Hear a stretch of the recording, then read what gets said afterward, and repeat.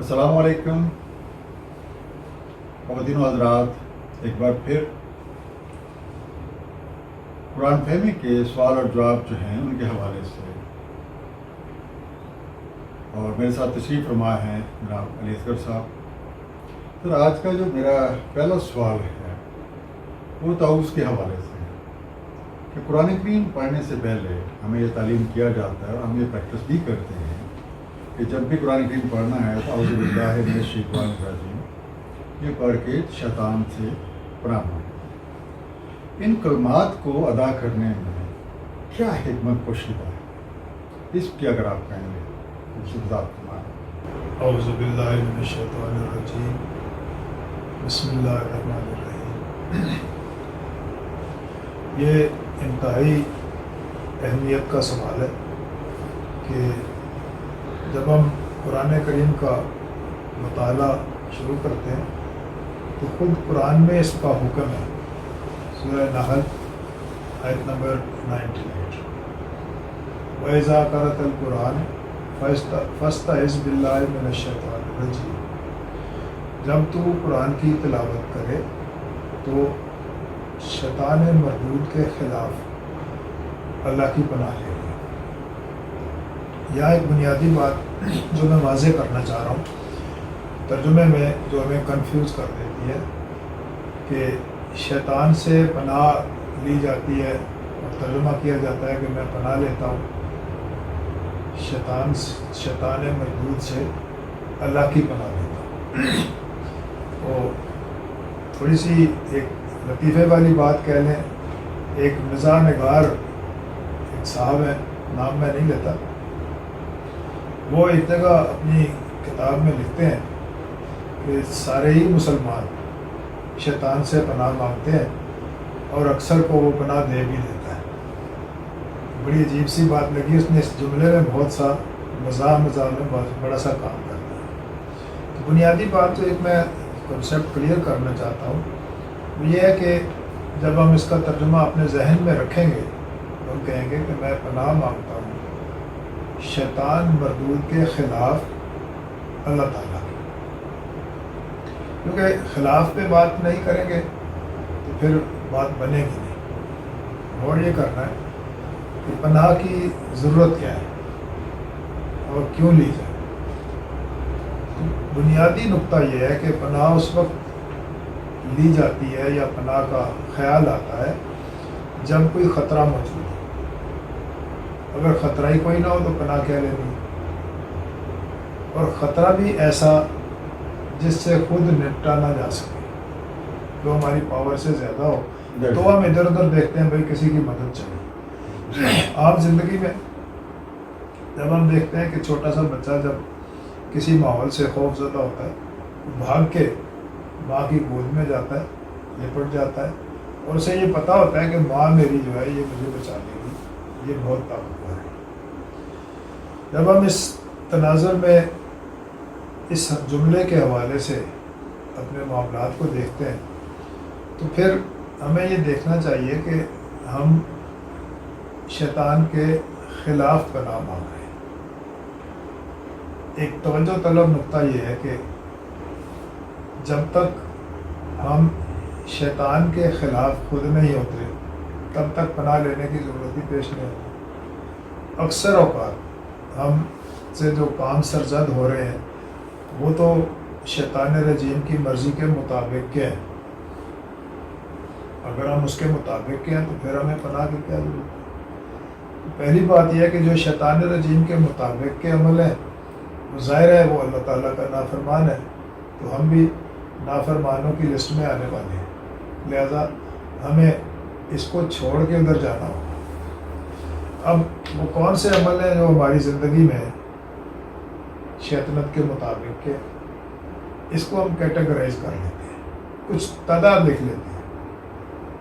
तो मैं एक एक करके नंबर 1 2 करके बताता जाता हूँ जो मैंने अपने लिए लिखे, बुज़ुर्गों ने मुझे गाइड किया।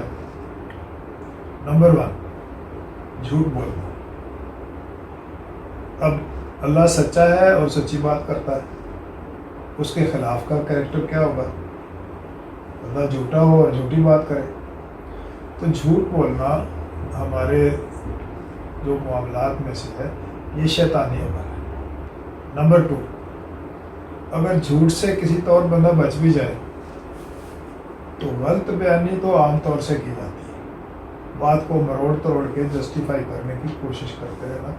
تو جھوٹ سے ایک بڑا جرم اور ہے جس میں ہمیں شیطنت کا نظام ملوث کرتا ہے، وہ ہے غلط بیانی۔ اپنی بات کو صحیح ثابت کرنے کے لیے دلائل کا سہارا لے کے غلط بیانی میں ملوث ہو۔ یہ 2 عمل ہو گئے۔ تیسرا عمل یہ ہے کہ شیطان ہمیں غصہ دلانا چاہتا ہے، اور غصے کی حالت یہ ہے کہ جب تک کوئی بندہ غصے پر قابو نہیں پاتا، قرآن کے مطابق اسے القاء کے علم میں یا اس پر غیب کے علوم میں کوئی بات کرتی نہیں ہے۔ سورہ اعراف آیت 154 جب ترجمہ ہے، جب ساکت ہوا موسیٰ علیہ السلام کا غصہ تو انہوں نے وہ الواح اٹھا لی جن پر لکھا تھا کہ جو لوگ اپنے رب سے ڈرتے ہیں اللہ ان کے لیے اپنی ہدایت اور رحمت لکھ دیتا ہے۔ عموماً ہم اس آیت کو پڑھتے ہوئے سمجھتے تھے کہ جو لوگ اپنے رب سے ڈرتے ہیں اللہ ان کے لیے ہدایت لکھ دیتا ہے، تو ہم ڈرنے کی ترکیبیں ڈھونڈتے رہے۔ بعد میں پتہ چلا کہ ڈرنے کی ترکیبیں تو بعد میں رہ گئیں، جب تک غصہ ساکت نہیں ہوا وہ الواح اٹھا موسیٰ کو نظر ہی نہیں آئی۔ تو ہم اس آیت کی روشنی میں کہہ سکتے ہیں کہ لوح محفوظ کا علم اگر کسی بندے پر کھلنا ہے، اسے سب سے پہلا کام اپنے غصے کو قابو کرنا ہے۔ چوتھے نمبر پہ، نمبر 4 ہم کون کریں گے؟ تو شیطان کا جو نظام ہے وہ ہم سے لوگوں کی تحقیر کرواتا ہے، انسلٹ کرواتا ہے۔ کردار میں رسول اللہ صلی اللہ علیہ وسلم نے کبھی کسی کی انسلٹ نہیں کی، کافر کو کافر اور مشرک کو مشرک نہیں فرمایا، جبکہ ہم قدم قدم پہ لوگوں کی تذلیل اور تحقیر کرتے ہیں تو یہ اسوہ حسنہ کے خلاف بات جاتی ہے۔ جب ہم اس عمل میں ملوث ہوں تو سمجھ لیں کہ یہ شیطان کا فیوریٹ ہے اور اللہ تعالیٰ کے نظام کے اینٹی ہے، دوسروں کی تحقیر کرنا۔ نمبر 5 پہ جب ہم دیکھتے ہیں تو یہ دیکھتے ہیں کہ ہر آدمی خواہشات نفس کی تکمیل میں لگا ہوا ہے، جائز اور ناجائز کی کوئی صورت نہیں، کسی طرح سے میرا مقصد پورا ہو جائے۔ ہم سکول میں داخلے سے لے کے بچوں کی نوکری تک ہم نے کبھی میرٹ کا خیال نہیں رکھا۔ ہم چاہتے ہیں ساری دنیا مر جائے، میرا بچہ سکول میں داخل ہو جائے۔ بڑی عجیب سی بات ہے، اپنی خواہشات نفس، یہ میں نے ایک مثال دی۔ اس کے علاوہ لذات کی دنیا میں کھانے پینے کے حوالے سے، اپنی پسند کے حوالے سے بندہ اپنی خواہش نفس کے ہی پیچھے پھرتا رہتا ہے۔ تو خواہشات نفس کی تکمیل میں مسلسل لگے رہنا یہ شیطنت کا طرز عمل ہے جو وہ ہمیں داخل کرنا چاہتا ہے، اور ہم اس کا شکار ہو جاتے ہیں۔ اس سے آگے چلتے ہیں، تھوڑا سا اور دیکھتے ہیں، پھر ہمیں ایک اور قدم آگے ملتا ہے کہ بندہ خود نمائی میں ملوث ہے اور اپنے آپ کو بڑا کہتا رہتا ہے، اپنی بڑائی اور برتری ثابت کرنے کی ہر ممکن کوشش کرتا ہے، جائز اور ناجائز کوئی طریقہ نہیں کہ خود کو بڑا کہنا۔ تو خود کو بڑا کہنا یا سمجھنا شیطنت کی پیروی ہے، لیکن وہی بندہ جو خود کو بڑا ثابت کرنے کی کوشش میں لگا ہے، پھر نماز میں کھڑا ہوتا ہے، اس وقت کہتا ہے اللہ اکبر، اللہ بڑا ہے، جبکہ اس کا عمل بتا رہا ہے کہ میں خود بڑا ہوں، میرے خلاف کوئی نہ جائے، اور نماز میں کھڑا ہوتا ہے تو کہتا ہے اللہ اکبر۔ قول و فعل کا تضاد نظر آ گیا۔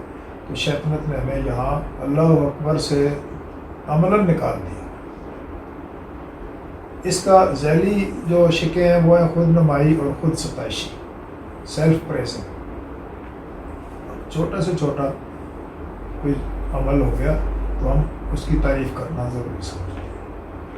اب کوئی اچھا عمل ہم سے سرزد ہوتا ہے، اس کی تشہیر کرنا، لازماً لوگوں کو پتہ چلے کہ میں نے صدقات کیے، خیرات کیے، زکوٰۃ دی، کوئی بھی کام کیا، تو اپنے کسی اچھے عمل کی تشہیر کرنا، یہ بھی شیطنت ہمیں خود نمائی میں مبتلا کرتا ہے۔